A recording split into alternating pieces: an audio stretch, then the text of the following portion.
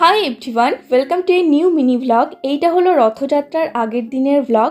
আর রথযাত্রার দিন হচ্ছে আমার বাবার জন্মদিন। তো তাই আগের দিন আমি, মা আর ভাই তিনজন মিলে গেছিলাম বাবার জন্য কিছু গিফট কিনতে। আর আমরা গেছিলাম কসমো বাজারে। এখান থেকে বাবার জন্য আমরা একটা পাঞ্জাবি কিনছিলাম, এরকম গরমে ঘরে পরার জন্য সুতির পাঞ্জাবি। আর তারপর একটা টি শার্টও দেখছিলাম। তো আমাদের এইখানে মোটামুটি চয়েস হয়ে গেছিলো। তারপর বাড়ি ফিরেছিলাম। পরে অবশ্য আমাদেরকে টি শার্টটা আবার চেঞ্জ করতে হয়েছে, কারণ বাবার সাইজ একটু ছোট হচ্ছিল। তো যাই হোক, এইগুলো কিনে আনলাম। আর তারপর এই যে দেখো, আমি একটা কেকের স্পঞ্জ বানিয়ে রেখেছি, কাল ডেকোরেশন করব এটা। আর ভাই কলকাতা থেকে আতপ চালটা এনেছে। এইটা হলো নেক্সট দিন মর্নিং। তো সেই চালটা দিয়ে আমি আজকে বাবার জন্য পায়েস বানাচ্ছি।